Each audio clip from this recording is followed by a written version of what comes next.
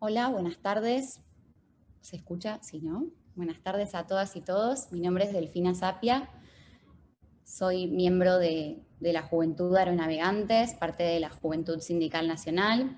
Les quiero dar la bienvenida a nuestro tercer encuentro del curso anual de formación político-sindical, organizado por el Centro de Formación de la Juventud Sindical en convenio con el Chuquisaca y dictado por el IFAP. Les quería comentar que los martes de abril estamos teniendo encuentros complementarios en este mismo horario, dictados por el Instituto de Chuquisaca.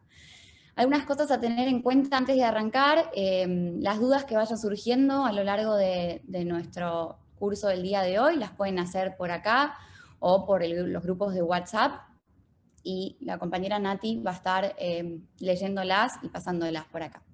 En el día de hoy va a estar exponiendo la licenciada en Economía Kelly Olmos, va a estar exponiendo sobre pandemia y economía, situación mundial, regional y argentina, crisis del modelo neoliberal, los organismos de financiamiento internacional, objetivos del gobierno peronista en esta etapa, condicionamiento de la deuda externa, negociación privada y negociación con el FMI, políticas y medidas aplicadas y a desarrollar y las nuevas perspectivas económicas para América Latina y Argentina.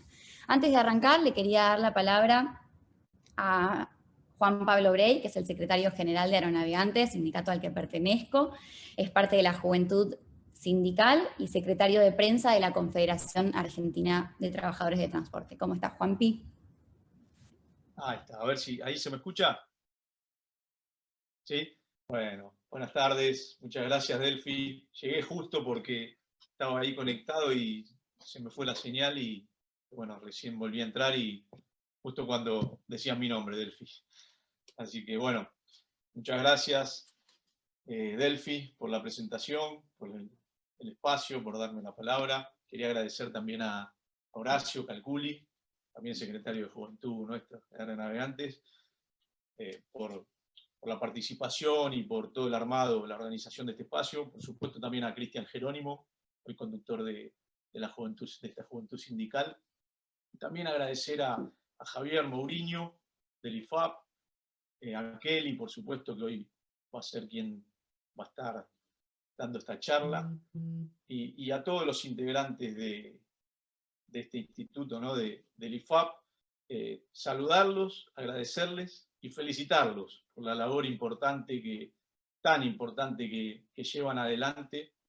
La verdad que es fundamental, muy importante el trabajo que hacen cada día, ¿no? Capacitando a jóvenes y a no tan jóvenes también, ¿no? Creo que es fundamental, yo siempre lo digo en cada espacio, cada lugar donde me toca estar, lo digo, y hacía mucho hincapié en esto cuando me tocó estar al frente de esta juventud sindical, en todos esos años que estuve al frente, y yo siempre recalcaba la importancia, ¿no? de formarse a los jóvenes. Y creo que eso sigue siendo importante, pero creo que hoy es más importante que antes, ¿no? Que le demos importancia y el lugar que la formación eh, tiene que tener, se merece, porque estamos ante tiempos muy difíciles, estamos viviendo tiempos muy difíciles y tenemos desafíos muy importantes y muy difíciles por delante, ¿no? Entonces, el prepararnos es fundamental para poder asumir después las responsabilidades que todos tenemos como dirigentes, como trabajadores y como ciudadanos, ¿no? Desde el lugar donde cada uno esté. Hoy estamos viviendo esta pandemia. Hace un año atrás nadie pensaba que íbamos a estar pasando todo lo que estamos pasando, y los desafíos que tenemos hoy, pero sobre todo cuando termine esta pandemia, son tremendos, impensados para todos nosotros. En el caso nuestro de la industria aeronáutica, o hablarles de nuestra industria, estuvo parada, una industria que estuvo parada al 100%, con la crisis más importante de la historia, una crisis nunca antes vivida. Hoy, para que se den una idea, las compañías están trabajando y operando al 30%, al 50% las que mayor volumen de operación están teniendo. Y todo esto es durísimo, porque todo esto repercute obviamente, en menos trabajo, en menos puestos de trabajo, en familias enteras que se quedan en la calle. Tenemos empresas que han cerrado, de público conocimiento, caso Latam, que se han ido del país, empresas paradas como Andes, y aquellas que siguen funcionando, como el caso de Aerolíneas, que es nuestra aerolínea de bandera y que sigue funcionando como lo hace, gracias a un Estado presente y gracias a una decisión del gobierno de sostenerla, entendiendo que cumple una función estratégica. La ha cumplido con los vuelos de repatriación, hoy con las operaciones buscando las vacunas, que no lo voy a hablar ahora porque me llevaría bastante tiempo y todos queremos escuchar a Kelly, pero créanme que aquellos que dicen que todo esto es un armado político, de mandar los aviones de aerolíneas a buscar las vacunas y que se gasta más plata que la que se gastaría contratando a privados, créanme que algunos están equivocados y otros obviamente lo usan como una artimaña para hacer campaña, ¿no? Y para llevar agua para su molino, pero créanme que no es así. A quien le interese, en algún momento, en cualquier momento, puedo explicarle un poquito cómo es el tema, pero créanme que la función que está cumpliendo Aerolíneas Argentinas, hoy estando a disposición de cada decisión del gobierno, que hoy las decisiones, ustedes saben, se toman en minuto a minuto, y tener una aerolínea a disposición, con sus aviones a disposición, con las tripulaciones a disposición, con todo el personal a disposición, inclusive haciendo operaciones que no están enmarcadas en los convenios colectivos de trabajo, que no están enmarcadas a veces ni en la ley, pero que lo hacemos porque entendemos cuál es la función social que cumple nuestra aerolínea y nosotros como trabajadores. Créanme que para nosotros es un orgullo y es importantísimo contar con esta herramienta. No quiero extenderme mucho, pero también quiero destacar la labor, el trabajo que venimos haciendo todos los sindicatos, ¿no? Todas las asociaciones, desde todas las asociaciones sindicales, desde las obras sociales, poniendo todas nuestras estructuras a disposición del Estado en estos momentos, la función social que estamos cumpliendo, con todos los que lo necesitan, dando de comer, haciendo ollas populares, y muchísimas cosas más. Hoy tenemos un país que está viviendo esta pandemia, que vive el mundo, pero que además, no nos olvidemos, que vivió una pandemia de 4 años anteriores y que nos dejó unos números tremendos, tremendos. Hoy el 60% de los niños en Argentina son pobres, de los niños menores a 17 años. El 49,2% de los jóvenes entre 18 y 29 años también son pobres. El 35% de los niños asistía a comedores antes de empezar esta pandemia, durante la pandemia anterior.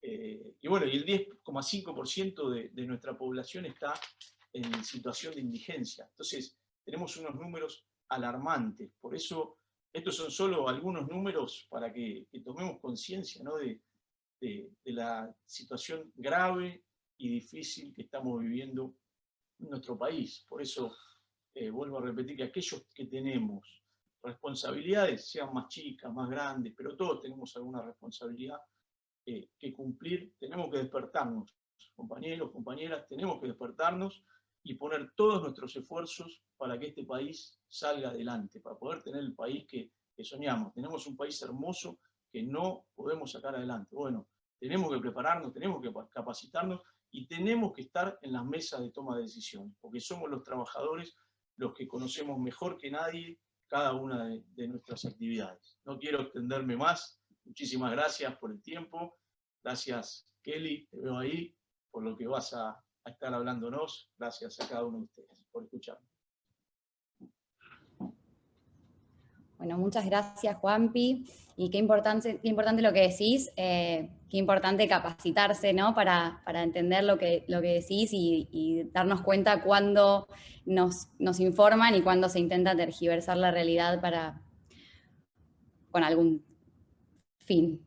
Quería estar presente Javier Mourinho, el presidente del Instituto de Formación y actualización política de IFAP. No pudo, tuvo una reunión a último momento, pero no quería dejar de transmitirles su agradecimiento por la presencia de todos ustedes acá. Quería pasarle la palabra al profesor Daniel Romero, miembro del IFAP.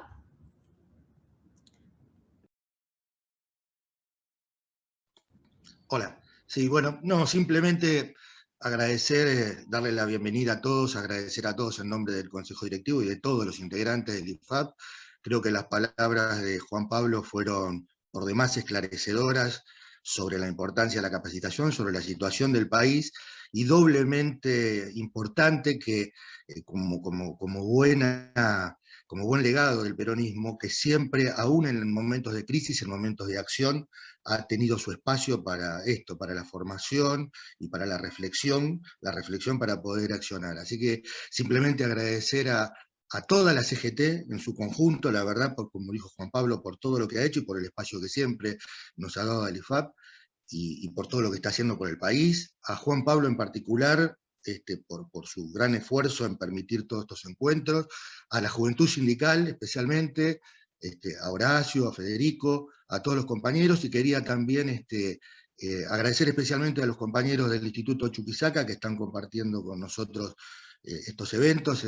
Ayer Juan Manuel también nos hizo un reconocimiento que quiero agradecer y compartir, y bueno, y simplemente un abrazo para todos, y que esperamos que este tipo de tareas, este tipo de encuentros, sirvan para que el movimiento peronista tenga cada vez más predicadores, cada vez más personas de acción y cada vez más personas preparadas. Nuestro objetivo simplemente es que la palabra del general Perón esté permanentemente, como queremos que está vigente, en el fondo del accionar y en el corazón de cada uno de nuestros dirigentes y de nuestros compañeros. Así que muchas gracias a todos, y entonces los dejo seguir con esto. Muchas gracias. Muchísimas gracias, Daniel. Bueno, antes de arrancar, les recuerdo que todas las dudas que vayan surgiendo a lo largo del curso las pueden hacer por el chat o por WhatsApp, y se las vamos a ir transmitiendo a Kelly por acá. Bueno, Kelly es licenciada en Economía de la Universidad de Buenos Aires, tiene una maestría en Economía Urbana de la Universidad Torcuato Di Tella, posgrado en Formulación y Evaluación de Proyectos e Inversión, además de haber completado cursos y programas ejecutivos en otras instituciones, tanto en Argentina como en el exterior. Y desde enero de 2020 es directora del Banco de Inversión y Comercio Exterior. Bueno, los dejo con Kelly. Bueno, buenas tardes a todas y todos.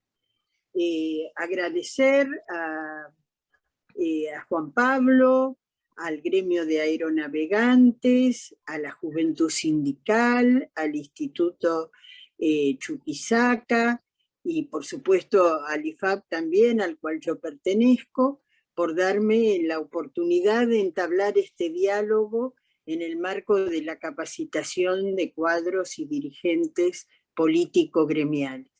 Acá se mencionó, lo hizo Juanpi, lo hizo recién también Daniel, la importancia de la capacitación. Y yo en ese sentido quería también recordar un concepto del general Perón, que él decía: no se vence con la fuerza, se vence con inteligencia y organización. El sector gremial es siempre para nosotros una referencia enorme en relación a la fortaleza de la organización y en relación a inteligencia, el tema de construir un adoctrinamiento que permita profundizar en la naturaleza de los problemas que tenemos que afrontar es un aspecto indudablemente muy importante. Yo les digo una cosa, compañeras y compañeros que hoy están escuchando esta charla y que pertenecen mayoritariamente a la generación de mis hijos. Para nosotros, los militantes de los 70, que abrazamos el peronismo cuando teníamos probablemente la edad de ustedes y más jóvenes todavía, Daniel, por ejemplo, estaba en la escuela secundaria, yo también, desde la escuela secundaria en el Carlos Pellegrini, Para nosotros, mirar al rostro de una generación como la de ustedes, que sigue abrazando la causa del peronismo, que además se forma, se compromete y milita, es de un valor enorme, porque resignifica nuestra vida. Así que la que está enormemente agradecida y que espera que lo que yo hoy les pueda exponer les sirva por lo menos para gatillar inquietudes y que a partir de eso ustedes profundicen y podamos seguir trabajando conmigo y con otros referentes, es muy importante. El tema económico es un tema central en el análisis y en la práctica política. Algunos, los que adhieren al pensamiento único neoliberal, quieren considerar a la economía como una ciencia exacta, digamos, donde sus expresiones deben ser tomadas dogmáticamente e imponerse, y que en definitiva lo que se proponen es hacer que los seres humanos estemos en función de lo que ellos reconocen como leyes económicas. Para nosotros los peronistas es exactamente al revés. Para nosotros los peronistas, la economía es una disciplina que organiza el sistema de intereses económicos de manera que pueda servir al bienestar general, que pueda estar en función de la realización de los seres humanos y de la comunidad. Así que desde el inicio del planteo hay dos miradas completamente distintas y confrontadas, enfrentadas. Desde el punto de vista del análisis económico de la Argentina, eso también se traduce. Ustedes habrán visto que cuando los economistas del establishment, que son voceros de ese sistema de intereses dominante, se expresan en la televisión, ellos tienen un manual. Y ese manual parte de decir que el problema principal de la economía argentina es el déficit fiscal.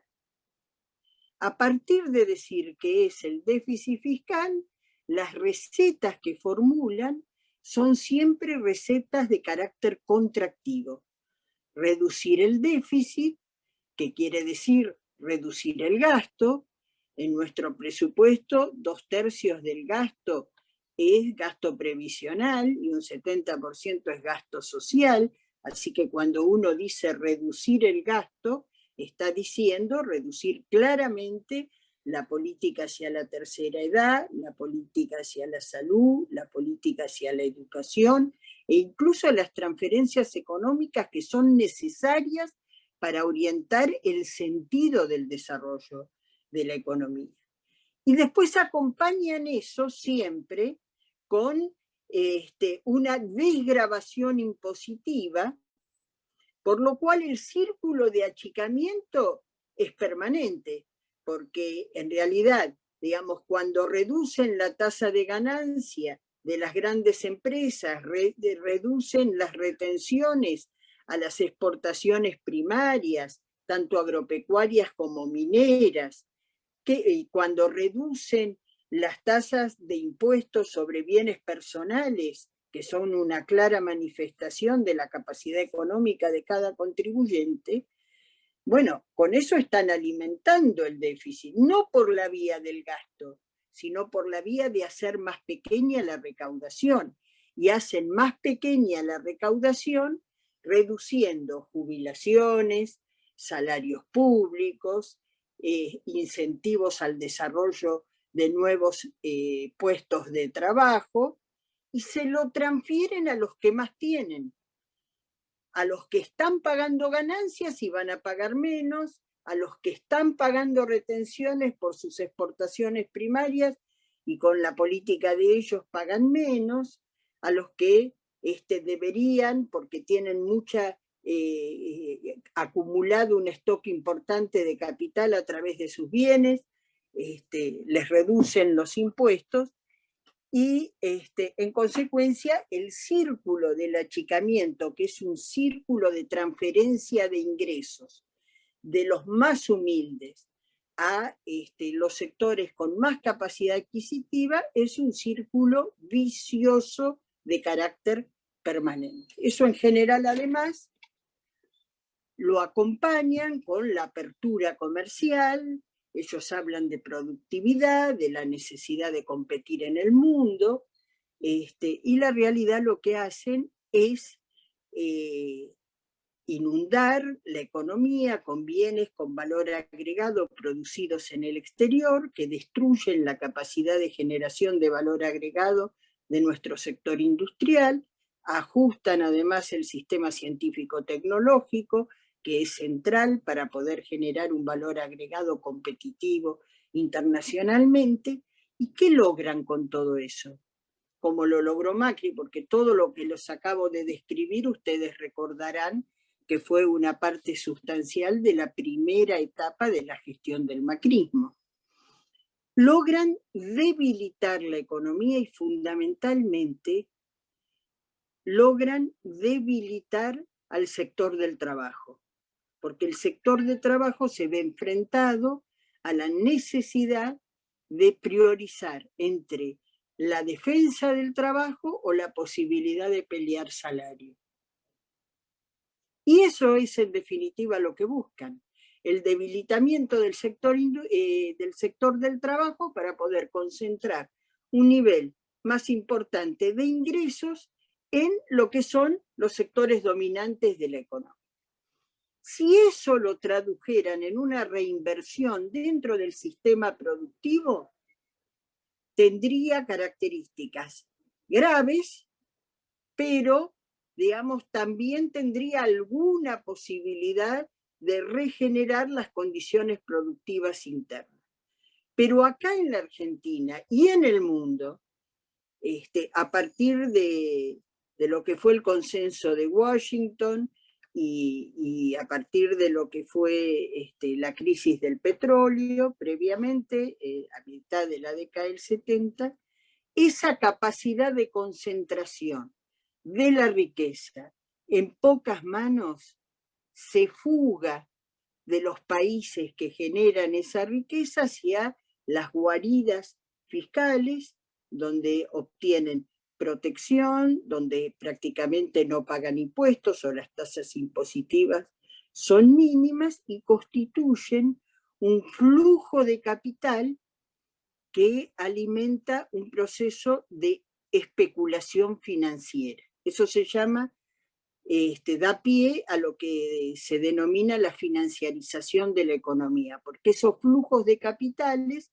después reingresan, por ejemplo, en nuestro país, pero no para invertir en una inversión directa, digamos, productiva, sino ingresan con el fin de generar intereses que los son garantizados por estos gobiernos liberales desde las emisiones de deuda, tanto del Tesoro como del Banco Central. Ustedes recordarán todo lo que fue las LEBAC, etc.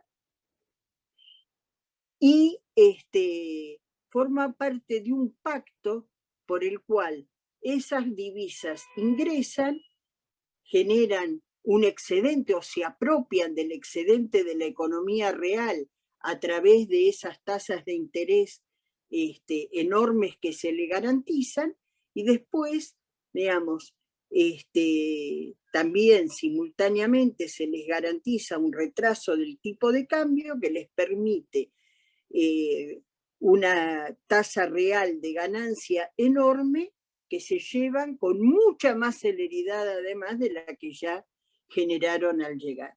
Y en cada una de esas transferencias, como vengo diciendo, transfieren una parte importante del excedente que se genera en la economía local. Entonces, De lo que estamos hablando cuando dicen que somos un país pobre, no, no somos un país pobre. Somos un país empobrecido, igual que el resto de los países de América Latina, porque tenemos una enorme capacidad de generar trabajo, porque tenemos una enorme capacidad de generar excedente, pero ese excedente, por un sistema internacional que tiene las características del capitalismo actual, se extrae con el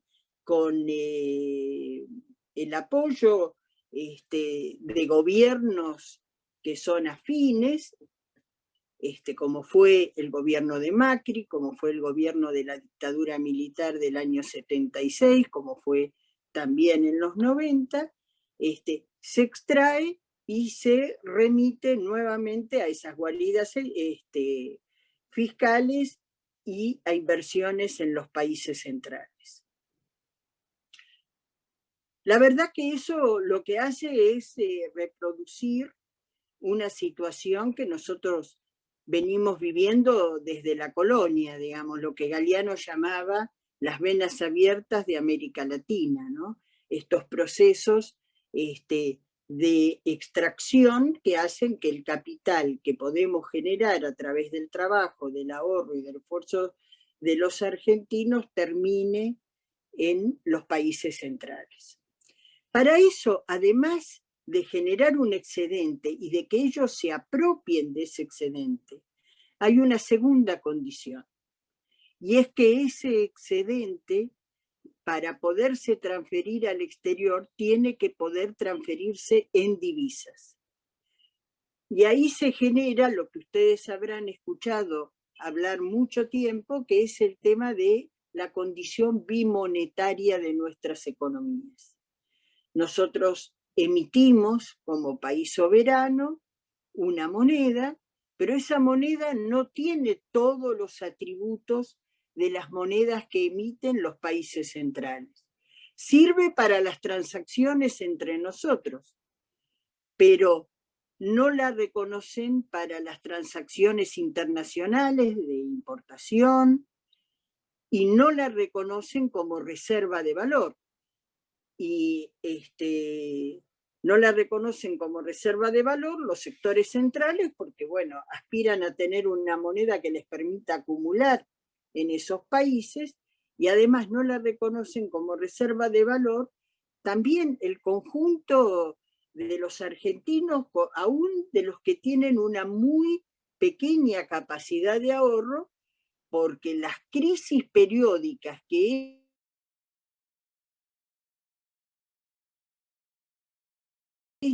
estas políticas generan, si no ahorran en una moneda que pueda ser reserva de valor, esos golpes de mercado que generan estas dinámicas que yo acabo de describir terminan destruyendo sus propios ahorros. Y entonces, voluntaria o involuntariamente, se genera una situación donde el excedente queda fuera del sistema y no se reinvierte en el sistema, sino que constituye un flujo de fuga hacia el exterior. Eso hace que las divisas en nuestros países sean una mercadería escasa, muy escasa. Y el primer principio de la economía es que lo que es escaso tiene mucho valor. Entonces, esa valorización también se traduce en las relaciones de poder internas. Los que son capaces de generar divisas tienen una enorme capacidad extorsiva sobre el resto de la economía local. Si las liquidan o no las liquidan en el mercado de cambios, si las evaden a través de los procesos de subfacturación de exportaciones que triangulan en otros países limítrofes de América Latina o mediante el proceso de sobrefacturación de importaciones. hacen que ese proceso, digamos, de escasez de la divisa les otorgue una gran capacidad extorsiva. ¿Cómo se revierte esta situación? Esta situación se revierte en la medida en que podamos apostar a la construcción de un sistema productivo que tenga gran capacidad de generación de valor agregado, que incorpore ciencia y tecnología para poder ser competitivo, tener productividad de carácter internacional, y que en consecuencia la capacidad de generación de divisa, la industria, que es la que dinamiza estas posibilidades, no sea solo demandante de divisa vía compra de bienes de capital o de insumos, sino que también pueda expandir su capacidad exportadora. Es decir, que los que emiten divisa en la Argentina no sean solo los que exportan productos primarios, sino que haya sectores, otros sectores como la minería, la pesca y sobre todo la industria y la ciencia y tecnología que puedan generar también divisas y le quiten a esos sectores primarios la hegemonía de esa emisión. Cuando asumen los gobiernos liberales, en vez de generar divisas por esta vía, que sería la vía positiva, la vía constructiva, lo que hacen es abrir la movilidad de capitales para que ingresen capitales golondrinas, generen una oferta, digamos, que parezca que las divisas sobran cuando estratégicamente las divisas faltan, que haya sobreoferta, que se deprima el precio, y de esa manera, digamos, con esa importación de divisas, financian la condición de poder alimentar la fuga mediante la moneda que tiene valorización de carácter internacional. Pero bueno,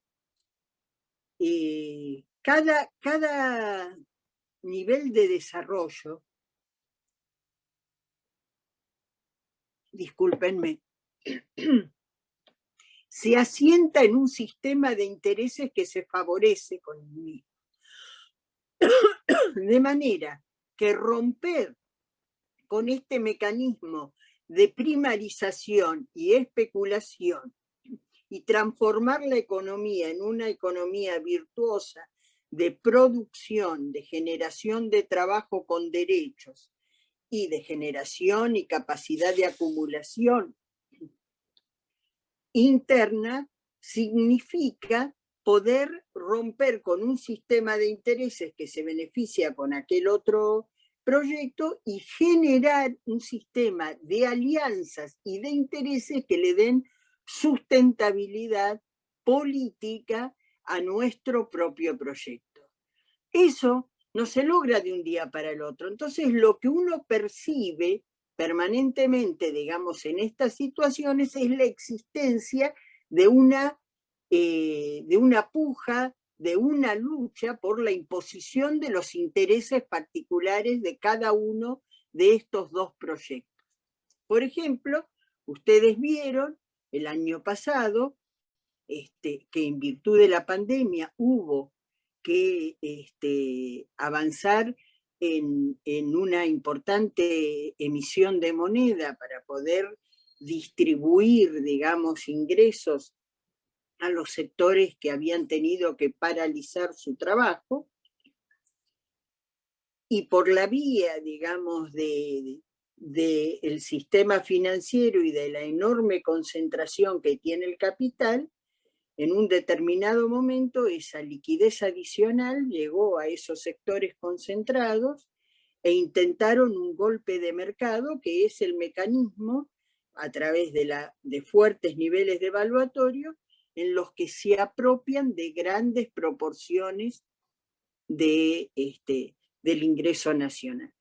Por eso, a lo largo de estos años, desde la dictadura militar en adelante, como recién describía Juan Pablo, cada vez que tenemos un periodo de gobierno neoliberal, las condiciones de pobreza e indigencia asumen niveles crecientes que se constituyen en núcleos duros que nuestros gobiernos, por mucho esfuerzo que ponen, no logran eliminar del todo. Logran reducir una parte de ese efecto que ellos generan de empobrecimiento, pero nunca podemos llegar al punto de origen.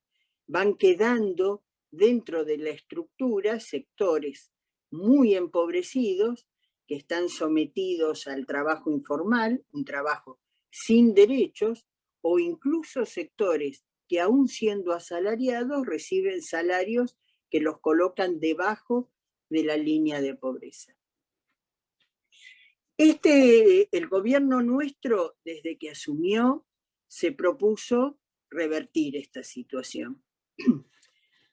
La verdad que una cosa era el diagnóstico post-pandemia de Macri, que era un diagnóstico de un altísimo nivel de endeudamiento, una parte sustancial en manos de acreedores privados y otra parte en manos del Fondo Monetario Internacional, que fue el endeudamiento que pidió el gobierno de Macri para poder financiar la fuga de aquel capital especulativo que había ingresado al inicio de su gestión. Había una situación fiscal como la que ya les describí, de un achicamiento de la capacidad recaudatoria del Estado, que había generado una situación de déficit, pero que en el momento del acuerdo que hicieron con el Fondo Monetario Internacional, hicieron un ajuste de carácter brutal que debilitó muchísimo la estructura económica y que nos dejó, por ejemplo, como saldo, un promedio de la capacidad adquisitiva de los salarios 20 puntos por debajo de lo que había sido el nivel de salario real en el año 2015, cuando dejamos anteriormente el gobierno. Esas eran las grandes herencias, indigencia, había hambre en la Argentina, cuando en el 2015 era público que estábamos llegando al hambre cero. En el 2019 volvió a imponerse 10% de la población en condiciones de indigencia, es decir, sin capacidad de comprar los alimentos mínimos. ¿Qué hizo el gobierno nuestro aún en esas condiciones? En default, es decir, sin posibilidad de tomar crédito externo, que además nosotros somos adversos a tomar crédito externo, porque el costo para un país como la Argentina, después del default del macrismo, iba a ser enorme, pero además estaba cerrado. No podía el Estado tomar crédito interno, porque Macri destruyó el mercado de capitales en pesos. Una de las cosas que uno aprende apenas llega a la facultad, a economía, lo que le dicen es: ningún país defaultea en su propia moneda. Es como la introducción inicial a cualquier manual de economía. Bueno, Macri lo hizo. Defaulteó en la propia moneda. Lo hizo para evitar poner nuevamente el cepo frente a la enorme corrida cambiaria que se inició en abril del año 2018. En consecuencia, no teníamos capacidad de endeudarnos ni adentro ni afuera, y no teníamos reservas, porque las reservas que había logrado recuperar el macrismo, digamos, favoreció la fuga hasta el último día de su gobierno. 15 días antes puso un cepo, digamos, prácticamente, pero dejó que, decían públicamente en los diarios, no le dejemos $1 a Cristina. Esa era la consigna. Así que desde el punto de vista del Banco Central, las reservas estaban prácticamente en cero, digamos, las líquidas, digamos, las que se pueden utilizar rápidamente. Esas eran las condiciones, entonces el gobierno nacional tenía un plan. Y ese plan consistía en rápidamente atender el tema del hambre. Tarjeta alimentaria, bono inicial para las jubilaciones mínimas, bono para la asignación universal por hijo, y encarar simultáneamente, hubo un aumento general por decreto para todo el sistema del trabajo, y encarar simultáneamente el tema de la renegociación de la deuda, porque los compromisos que caían en los primeros 2 o 3 años del gobierno nuestro eran absolutamente inviables. En el medio de esa situación se desplegó la pandemia. La pandemia significa que la actividad económica se paraliza parcial o totalmente, porque la pandemia genera la necesidad de cuarentenas, de aislamientos, etc. Y entonces, a lo que ya era un problema grave de crisis del sector externo y de crisis económica, se agregó, digamos, una caída vertical del nivel de actividad formal y una destrucción de lo que es el capital de trabajo, es decir, el capital que tienen las empresas al vender y que les permite vender, comprar insumos, mantener la rueda productiva, etc. Así que el gobierno tuvo que emitir y distribuir esa emisión inicialmente vía créditos subsidiados para que las empresas pudieran pagar a sus trabajadores. Al segundo mes descubrimos que ese mecanismo no era eficiente, que las empresas no lo tomaban, y entonces construimos el ATP, que era un mecanismo por el cual el Estado le transfirió a título gratuito, de manera directa, a las empresas bajo determinadas condiciones a las que no estaban trabajando o solo estaban trabajando mínimamente, una parte sustancial de la nómina salarial de sus trabajadores. ¿Para qué?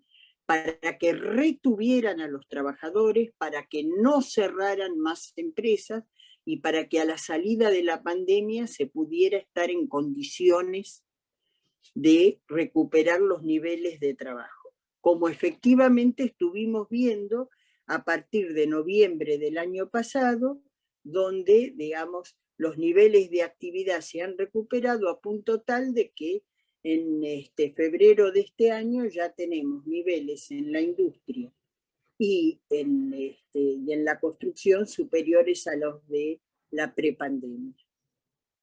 Les decía que este proceso de emisión, dado el nivel de concentración económica de la Argentina, terminó en manos muy concentradas que intentaron un golpe de mercado en septiembre del año pasado a través de lo que es permanentemente las crisis periódicas de la Argentina, que no son crisis de déficit fiscal, sino crisis de sector externo. La mercadería más escasa, que es la divisa, empieza a escasear tanto que adquiere valores muy altos. Y todos los demás precios relativos de la economía tratan de adaptarse a esa situación. ¿Y qué es lo que queda relegado? El precio del salario. Bueno, el gobierno hizo generó, digamos, dio una pelea enorme y quebró ese intento de golpe de mercado. Y les puedo decir que, y ustedes lo pueden estimar claramente, ustedes saben que en el mercado paralelo el dólar llegó a valer 195 pesos. En la actualidad vale 140 pesos. Es decir, que aquellos que compraron dólares en el mercado paralelo perdieron neto de 55 pesos los que compraron al más alto valor, pero perdieron significativamente en cualquier momento del alza en que hayan adquirido la divisa. Pero además, estos mecanismos tienen también mecanismos reproductivos en los mercados. No sé si han escuchado sobre la existencia del mercado de futuros, que es un mercado de cobertura, de apuesta en términos de las divisas, que dicen, bueno, yo creo que el dólar va a valer tanto en tal momento y logro, digamos, la contraparte es otro que dice, bueno, te acepto eso, yo soy capaz de venderte la divisa a ese precio. El comprador en ese caso es el especulador, el vendedor fue el Banco Central, y esa es la razón por la cual muchos de estos especuladores perdieron mucha plata, no solo en la compra que hicieron de las divisas en el mercado paralelo, sino también por la especulación que hicieron en los mercados de futuro. ¿Cómo están tratando de recuperar eso? Bueno, mediante el mecanismo inflacionario, digamos que como esos sectores concentrados son a su vez, digamos, los sectores que hoy son los que dominan también la dinámica productiva de los alimentos, etcétera, hoy están tratando de resarcirse por la vía inflacionaria. No lo pudieron hacer por la vía devaluatoria, estamos dando ahora la pelea para que tampoco lo puedan hacer por la vía inflacionaria. Ustedes saben que nuestro gobierno ha expresado en el presupuesto de este año que su proyecto es que los salarios crezcan más que la inflación. Es decir, para el gobierno peronista, este año tiene que ser un año de recuperación del valor del salario. No va a poder recuperarse todo lo que perdió en el macrismo, ni tampoco todo lo que se perdió en la pandemia. Pero la idea es que el salario pueda recuperar este año, por lo menos en términos reales, 5 puntos sobre la inflación. Y esta es la pelea que estamos teniendo en este momento, digamos, sobre todo con los productores de bienes alimenticios, que son a su vez estos sectores concentrados. Si logramos que comience un proceso de redistribución de ingresos a favor del salario, o ellos siguen imponiendo un proceso de redistribución a favor de estos sectores concentrados que los compense de la pérdida que tuvieron de la última apuesta con el gobierno. Esta situación, esta economía financiarizada, esta economía de la dependencia que debilita la estructura productiva nacional, no solo afecta a la Argentina y América Latina, pero también afecta en gran medida a algunos países centrales. No desde el punto de vista de sus mercados financieros, no desde el punto de vista de sus políticas, digamos, de Wall Street o de su capacidad especulativa, sino desde el punto de vista de la retribución de sus trabajadores. Ustedes saben, porque anualmente se produce una reunión internacional en Davos, donde habitualmente se expone cuál es la situación de distribución del ingreso a nivel global.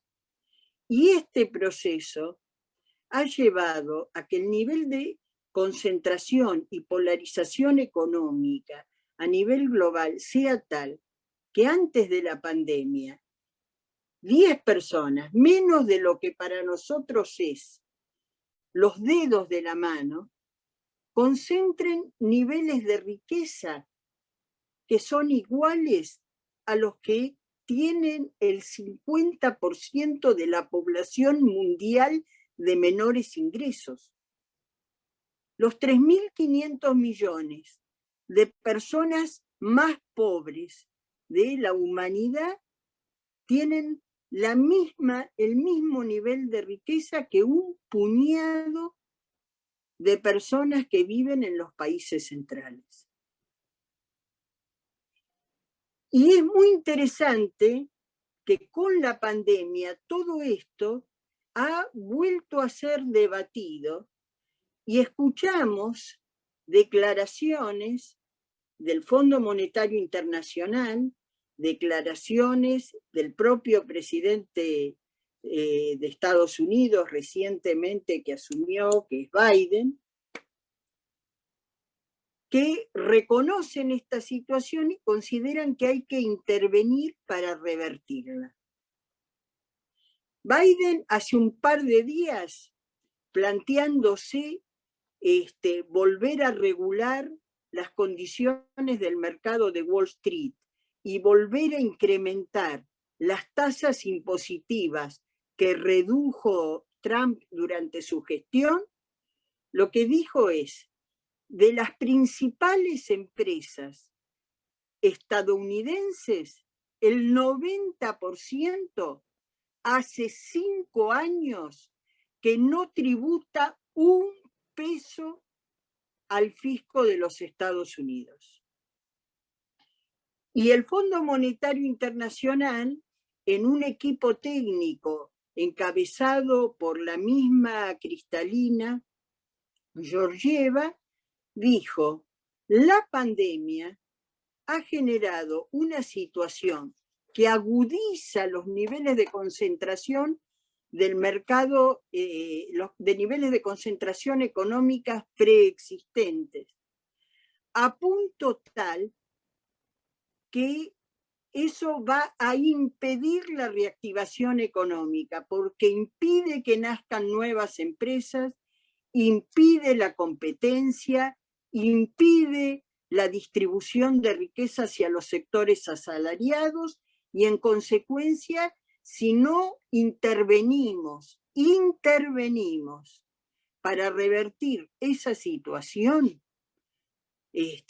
no vamos a poder revertir las consecuencias nefastas de la pandemia, que yo digo, sumadas a las consecuencias del proceso previo de concentración económica que estuvimos contemplando.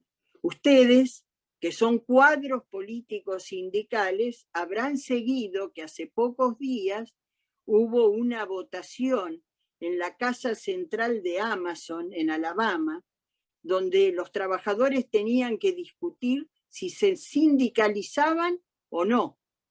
La empresa impulsaba que esa elección fuera por el no, y lamentablemente ganó el no. Esos trabajadores votaron no sindicalizarse, porque se creen parte de una élite que no necesita de la organización del conjunto de los trabajadores para recibir beneficios. Y es posible que así sea, y que esa élite logre tener ventajas sin sindicalizarse. Lo que es seguro es que esas ventajas van a ser sobre la base de la pérdida de derechos del resto de los trabajadores de su comunidad. Esas, digamos, son las condiciones que hoy rigen a nivel mundial y que afortunadamente están generando un enorme debate que para nosotros constituye una oportunidad de poder resolver, yo no diría bien, porque la herencia que recibimos del macrismo es muy difícil de resolver, digamos, bien, pero de resolver relativamente o bastante beneficiosamente las condiciones que estamos necesitando heredar. Como les dije, encaramos al principio del gobierno una renegociación, encaramos, dijo el Mosquito, ¿no? Encabezados por el presidente de la Nación y el ministro Guzmán, una renegociación de la deuda con los acreedores del exterior privado, se logró una quita de 37.000 millones de dólares y la posibilidad de desplazar los pagos que corresponden a este periodo de gobierno. Y ahora estamos necesitando renegociar la deuda enorme con el Fondo Monetario Internacional, para lo cual lo que está haciendo Guzmán y el gobierno argentino es trabajando sobre dos ejes. Un eje, la reducción de las tasas de interés adicionales que aplica el Fondo Monetario Internacional para este tipo de endeudamientos. No solo para la Argentina, para todos los países endeudados, y hoy el delegado que mandó Biden a la Argentina y que es miembro del Consejo de Seguridad, dio un guiño en ese sentido, diciendo que el problema del endeudamiento no era solo de la Argentina, sino que la pandemia había dejado un proceso de endeudamiento muy grande y que había que trabajar sobre las tasas y las condiciones para hacer viable, digamos, la capacidad de recuperación económica. Es decir, estamos trabajando en la quita de intereses y lo que es más difícil de resolver, que es en la necesidad de un plazo más grande, digamos, para el repago. Pero ¿a qué dedica nuestro gobierno lo que se ha ahorrado de pagar de intereses este año y que constituye 2,9% del Producto Bruto, es decir, casi 3 puntos del producto? ¿Qué hicieron los economistas del establishment que están 24/24 en la televisión presionando? Bueno, si está ese ahorro, lo que hay que hacer es quitarle presión impositiva a las empresas. ¿Se acuerdan que estaban todo el día diciendo que la Argentina tiene sobrepresión impositiva, sobrepresión impositiva? Es decir, utilizar ese ahorro financiero, querían que se les transfiriera a ellos en la forma de una reducción de impuestos.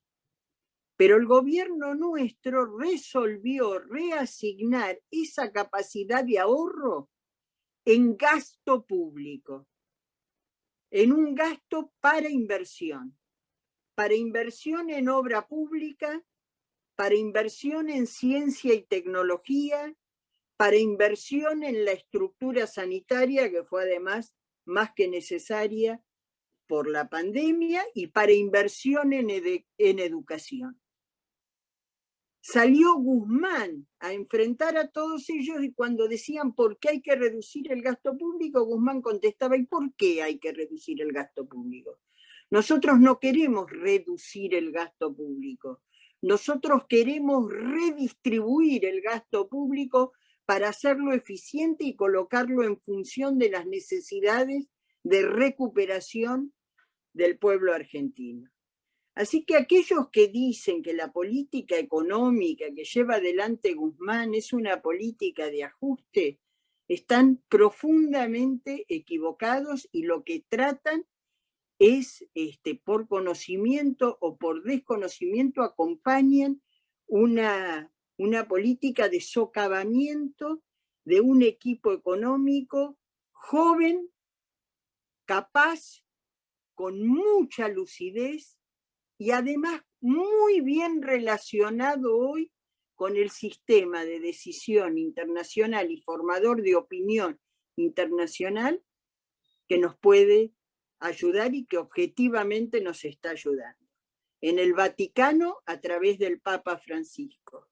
En Estados Unidos, a través de todo el sistema de economistas, cuyo principal emergente es Stiglitz, que es un emergente muy preocupado por la dinámica económica y la generación de pobreza que viene produciendo.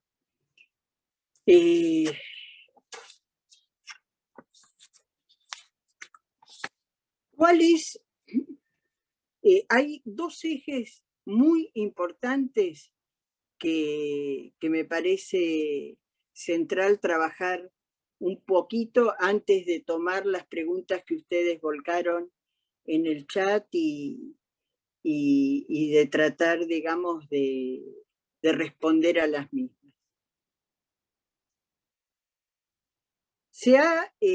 Una está relacionada con el planteo de Guzmán de la necesidad de calmar la economía, de estabilizarla.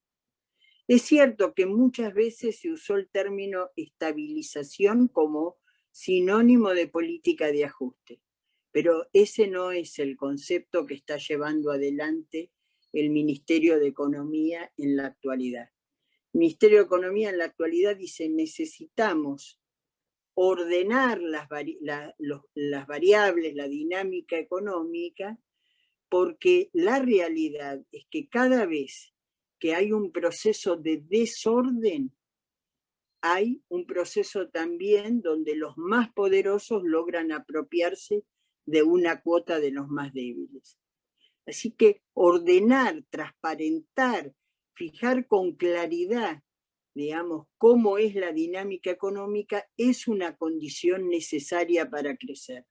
Así nació también el programa de Helbert en el año 1973, con una propuesta de estabilidad que fuera la plataforma para el crecimiento y para el desarrollo productivo. Y el otro tema que también está en el centro del debate es crecer para distribuir o distribuir para crecer.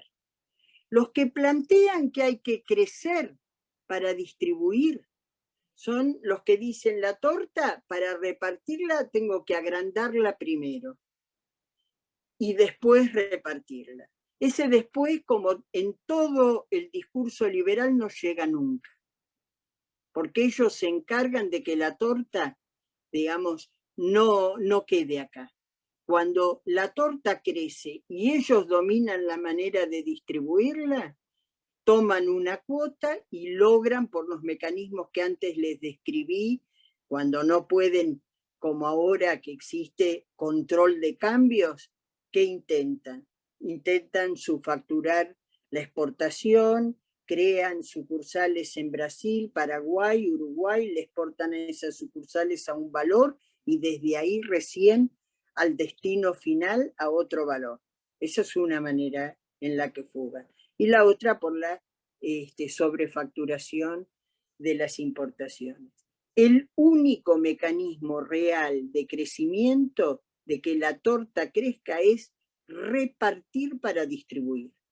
Cuando se reparte, se incrementa la demanda efectiva, se genera interés para la inversión y en consecuencia se pone en marcha el círculo virtuoso del crecimiento. ¿Qué hace nuestro gobierno? Hoy convocó al Consejo del Salario. Va a elevar el salario mínimo vital y móvil, que lleva para arriba todo lo que lamentablemente hemos heredado de asalariados sin derechos o asalariados informales bajo la manera de monotributistas o directamente en negro. Está impulsando las paritarias y además ha generado una modificación del impuesto a las ganancias para la cuarta categoría que va a poner una cuota importante de recursos en el bolsillo de aquellos trabajadores que están en mejores condiciones, que no son la base de la pirámide, pero que necesitamos que tengan capacidad de gasto. Necesitamos que ese sector vuelva a consumir, porque así es como se incrementa la demanda efectiva y se puede poner en valor la rueda. Es un tema de justicia y también un tema que contribuye a la dinámica económica. Estamos parados sobre una situación que tiene enormes restricciones heredadas de la capacidad destructiva de los 4 años del macrismo, y sobre eso hay una enorme incertidumbre sobre la evolución de la pandemia, con una distribución muy injusta del sistema de vacunas, etcétera, que la verdad significa que vamos a tener que atravesar enormes desafíos. Es muy importante que nos aclaremos entre nosotros, es muy importante que fortalezcamos la unidad y que tengamos un claro apoyo a la tarea que está desarrollando el gobierno nacional, que enfrenta una pelea de enorme magnitud. Bueno, no sé cómo vamos a ir a la lectura de las preguntas, si vos, Nati, me las vas a transmitir. ¿Qué tal? Sí.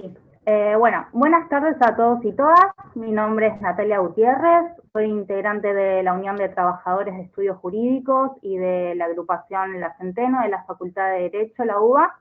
Y estos últimos minutos los vamos a utilizar para evacuar todas las preguntas y consultas que ustedes nos hicieron llegar en el chat.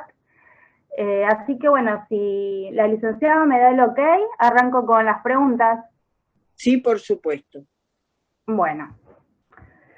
¿Por qué se insiste en pagarle al FMI la deuda que contrajo el gobierno anterior cuando existen mecanismos legales para denunciarlos en La Haya, único lugar legal donde puede ser denunciado, por incumplimiento? ¿En dónde, perdón? En La Haya. ¿Haya? No entiendo qué. En La Haya, en la corte, sí, en la corte de La Haya. Ah, La Haya. Claro, sí, La Haya. ¿Querés que empiece de nuevo? No, ya entendí. Dale. Ah, bueno, dice, único lugar legal donde puede ser denunciado por incumplir con su propio estatuto para beneficiar la elección partidaria y no para ayudar a la nación. Mira, la realidad es que hoy en la conducción del Fondo Monetario Internacional están todos los países. Si nosotros tuviéramos una confrontación absoluta, por ejemplo, con el Fondo Monetario, deberíamos devolver hasta el swap chino, porque una condición del swap chino es estar dentro del Fondo Monetario Internacional. Así que eso que suena muy lindo, la verdad que no existe. No hay ningún país del mundo que hoy se aísle de esa manera, y menos un país de la magnitud de la República Argentina, que no puede estar, autosustentarse, que necesita, para mantener su estructura productiva, vender al exterior, comprar del exterior, y hoy todo, como vuelvo a decirte, China, Rusia, todos los países están en el fondo. ¿Qué es lo que nosotros tenemos que hacer por eso? ¿Aceptar las reglas del fondo? No, pelearlas. Y las estamos peleando, porque no fuimos primero. El mismo día que asumimos, Alberto dijo que aunque el crédito era de 56.000 millones de dólares y Macri había tomado solo 44.000 o 45.000, no íbamos a tomar un dólar más. Si nosotros tomábamos los dólares que estaban pendientes, teníamos que someternos a las mismas condiciones que el macrismo había acordado y que eran inviables.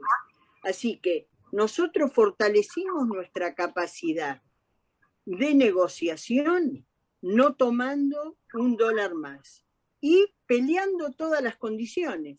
Estamos peleando la tasa de interés, estamos exigiendo en todos los foros internacionales, construyendo alianzas con los países periféricos y con los países centrales. Hoy mismo Guzmán está haciendo una recorrida por toda Europa, que son los grandes socios, tanto del Fondo como del Club de París, que tenemos una deuda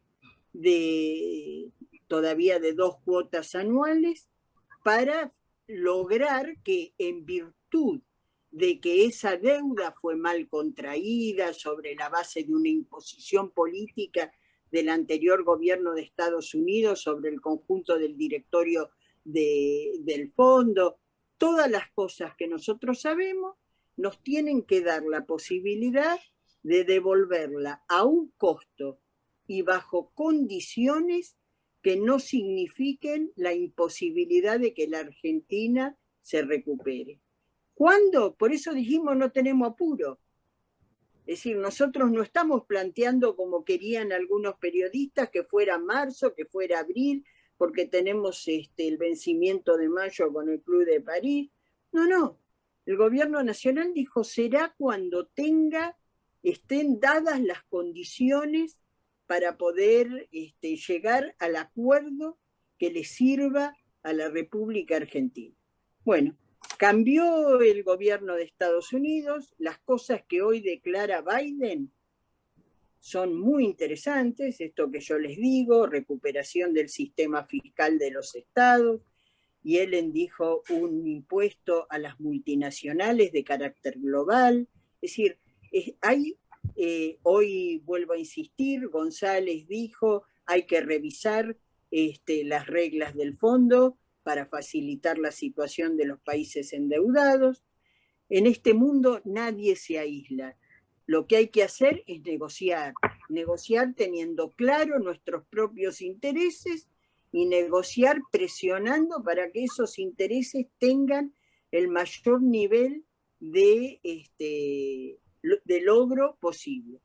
En el medio hemos generado una denuncia penal en la Argentina y aspiramos que los que firmaron por la Argentina en esas condiciones, la verdad que terminen presos, y ojalá así sea, como lo habíamos hecho con el tema del megacanje, que los absolvió a todos y después los vimos hechos funcionarios del macrismo.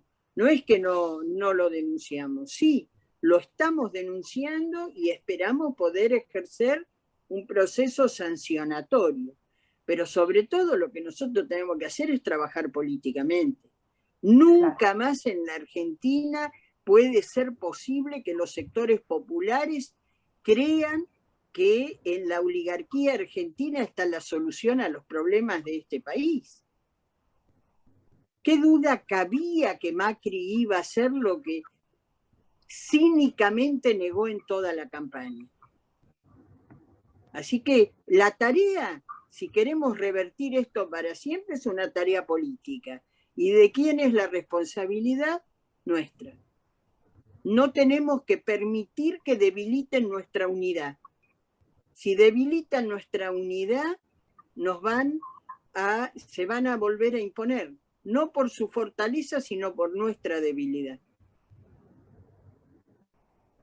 Bueno, gracias. Pasamos con la próxima. Esta viene a complementar la pregunta anterior. ¿No sería ideal que se derogue la ley de entidades financieras que impuso la dictadura cívico-militar y promulgar una nueva ley con visiones similares a los plan quinquenales? Mira, sí, yo creo que hay que hacer una nueva ley, pero tampoco estamos como con la dictadura militar, porque nosotros en el último gobierno peronista hemos legislado una nueva carta orgánica del Banco Central. Ya no es la carta orgánica ni de la dictadura militar que decía que el Banco Central era independiente y que tenía un solo objetivo, que era cuidar el valor de la moneda. Ahora entre los objetivos del Banco Central está en generar una política monetaria que favorezca la reactivación económica, por ejemplo, que favorezca la distribución del ingreso. Igual hay mucho que hacer, hay mucho que rever, pero la verdad que digamos, entre la herencia y la pandemia creo que se está trabajando muchísimo. Ustedes saben que ahora, por ejemplo, se está debatiendo una nueva ley de impuesto a las ganancias para las empresas, para revertir la desgravación que le había generado Macri, fundamentalmente al sector más concentrado de las empresas, es decir, que le vamos a incrementar significativamente la imposición, revertimos la desgravación sobre bienes personales, en todos los impuestos que impusimos bienes personales, el aporte extraordinario. Los bienes que están declarados en el exterior tienen una tasa impositiva diferencial, de manera que yo creo que se ha hecho mucho y todavía queda, pero muchísimo por hacer. Entre ellos, revisar toda la legislación financiera. Bueno, próxima pregunta. Si usted cree que en Europa puede llegar a haber un nuevo proceso inflacionario luego de la pandemia. Y yo creo que, digamos, el nivel de emisión de los países europeos y de Estados Unidos es de tal magnitud que de hecho ha generado un proceso inflacionario. El tema es si ese proceso inflacionario se redunda solo en un costo para nosotros o si también hay alguna capacidad de adaptarse. Por ejemplo, una parte de ese proceso inflacionario, cuando es en dólares, ha generado un mejor precio de las commodities que nosotros exportamos.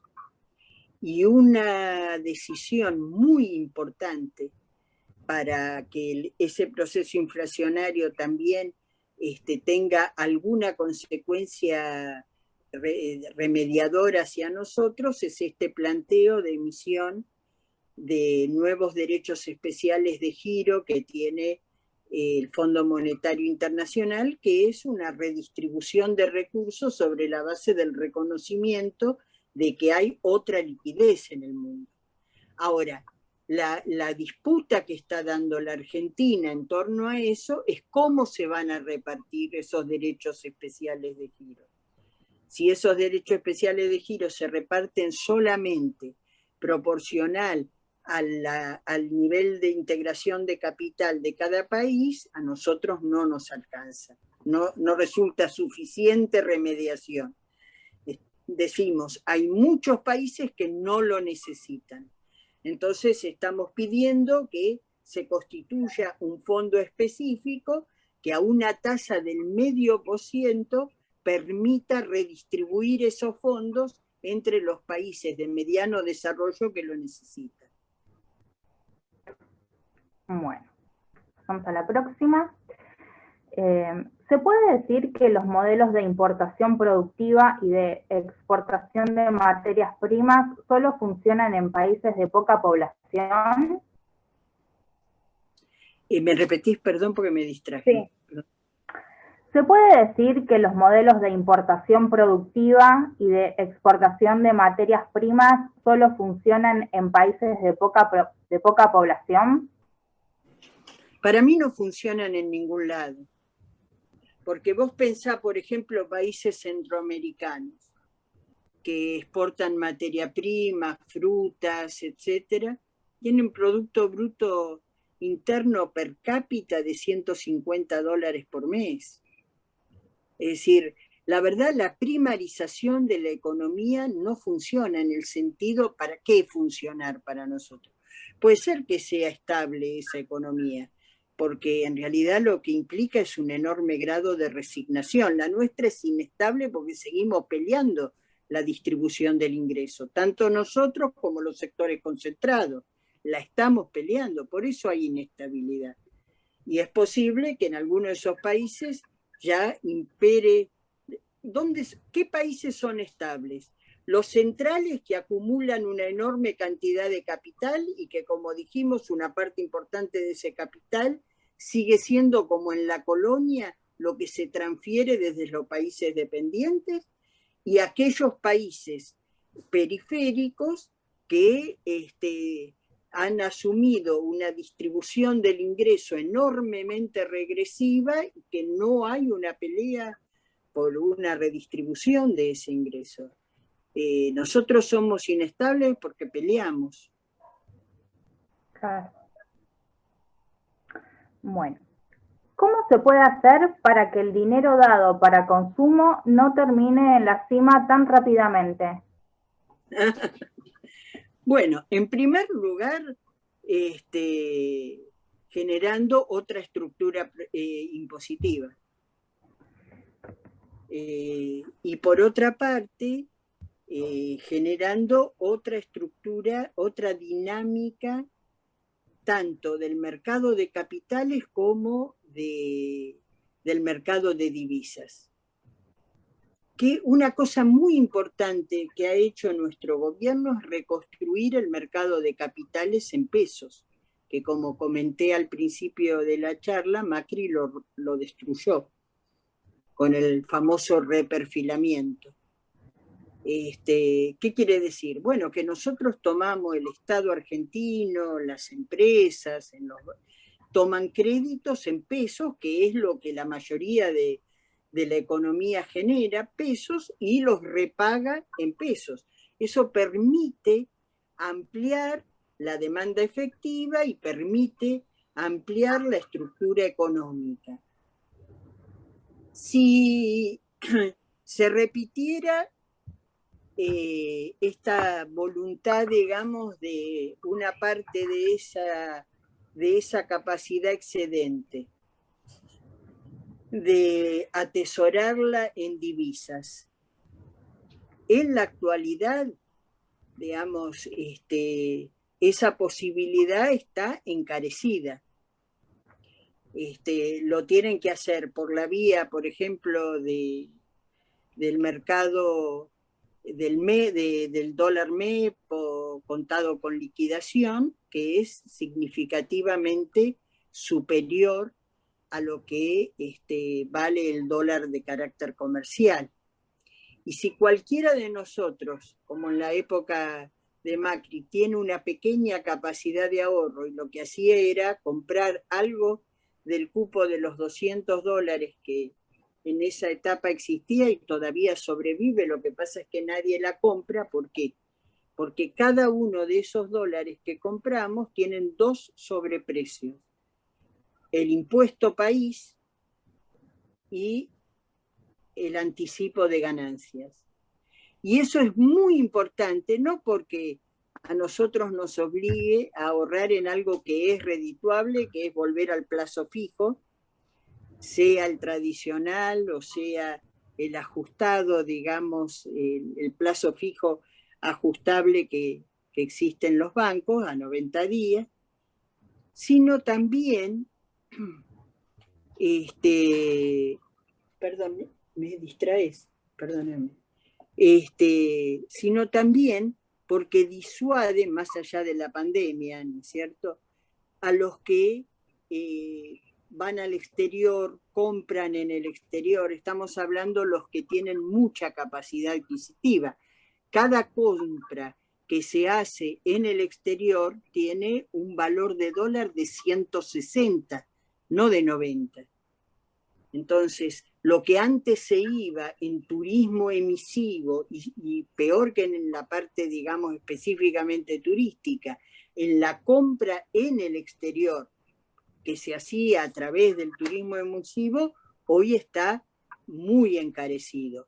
Los que tienen capacidad adquisitiva lo harán, pero le dejan 65% de recaudación impositiva al Estado Nacional. Recién hicieron una repregunta sobre lo que lo que respondió. ¿A qué se refiere específicamente con otra estructura económica? Y una estructura económica donde la dinámica central vuelva a ser la economía real, la generación de valor agregado, con incorporación de ciencia y tecnología y con generación de empleo con derechos. Una estructura económica que no esté dinamizada exclusivamente por la capacidad de generar divisas del sector primario, sino que tenga competitividad en sectores donde la ciencia y la tecnología y el valor agregado sean dominantes. Supongo que a eso se refiere, no sé, porque está muy... Pero bueno, si me la quieren volver a repreguntar, si en realidad se refería a otra cosa, estoy a disposición. Bueno, seguimos. el economista Rapoport, no sé si se pronuncia así. Sí, Mario Rapoport. Está bien. Deslizó una vez, cansado ya de oír teorías sobre los recurrentes ciclos de stop and go en la Argentina, una interesante forma de analizar la escasez de divisas que alertara el crecimiento económico podría ser estudiar la plata que se fue, en lugar de la plata que es necesario ingresar. ¿Cómo hacemos para investigar esa fuga? Bueno, en lo que fue la fuga en el gobierno de Macri lo está investigando el Banco Central y ha sido uno de los elementos sustanciales para la denuncia. El tema fundamental es que además de estudiar la fuga, lo que necesitamos es poder recuperar esa plata, porque conocer esa plata no alcanza, todos sabemos más o menos cuánto hay afuera. Ahora, ¿cómo lo recuperamos? Y la verdad que en ese sentido Macri nos dio una mano. Es, supongo, la única cosa positiva que yo le podría llegar a reconocer. Y es que en el momento en que los sectores concentrados creían en él, planteó un blanqueo que permitió, digamos, no recuperar en el sentido de repatriar la plata, pero sí, por lo menos, visibilizar, declarar, denunciar una parte importante de esos capitales que están en el exterior y que son propiedad de contribuyentes locales. La verdad que creyeron en él, expusieron, no inocentemente, sino porque ya viene una política de los países centrales de obligar, digamos, a que las guaridas fiscales denuncien a la titularidad de los que tienen plata depositada en esos lugares, y entonces lo que Macri les ofreció es: no hace falta que traigan la plata, les dijo, pero yo les doy legalidad. En la medida en que está declarada acá y además les quito el impuesto a los bienes personales, ustedes tienen protegida contra cualquier política, contra las guaridas fiscales, ese dinero. Y bueno, perdió. Entonces ahora nosotros una parte importante de lo que tienen afuera sabemos quién lo tiene, cuánto es, está declarado internamente y nosotros lo estamos estableciendo una imposición, porque además volvimos a poner un impuesto a los bienes personales con una tasa que duplica si el bien está localizado en el exterior. Bueno, Kelly, esa fue la última... Igual yo quiero destacar algo. Los estudios de Mario Rapoport y de Flaxo, por ejemplo, que están referidos a la fuga, son muy importantes. Es posible que no signifique para nosotros recuperar la plata, pero significa conocer la naturaleza con la que esos sectores funcionan. Y esa es una condición necesaria para poder formular una política pública adecuada, que en lo inicial impida que sigan fugando y en lo posible tratar después, digamos, de recuperar lo que se pudiera de esa fuga. Pero si pudiéramos impedir que sigan fugando, ya sería un gran logro, ¿no es cierto? Ahí se mencionaron otros economistas, yo mencioné Flaxo y mencioné a Mario Rapoport, porque bueno, me parece que son los que más sistemáticamente han trabajado estos temas. Bueno, esa fue la última pregunta. Te agradecemos mucho por tu predisposición y por responder todas las preguntas de los compañeros y compañeras. Gracias por la excelente clase que nos brindaste.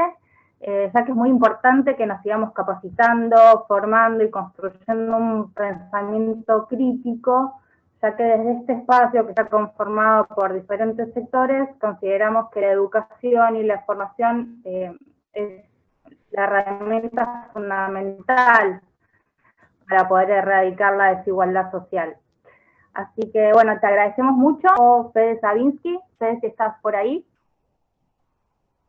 Nati, bueno, muchísimas gracias, excelentes presentaciones.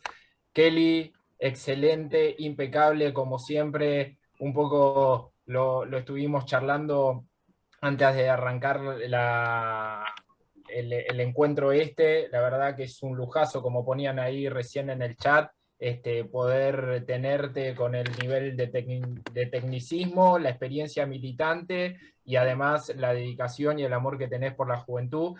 Así que se agradece fuertemente. También agradecer que está el profe Romero presente, agradecer al IFAP, agradecer al Partido Justicialista, agradecer a la Juventud Sindical, agradecer al Instituto Chuquisaca, porque la verdad que tener este espacio de formación político-sindical y además dando una agenda con personas y con exponentes como Kelly, permiten, y esto es una de las cuestiones que queríamos remarcar, permite a las distintas estructuras sindicales dar la posibilidad de formación. Sabemos que a lo largo y a lo ancho del país está esa falta de capacitación, de formación.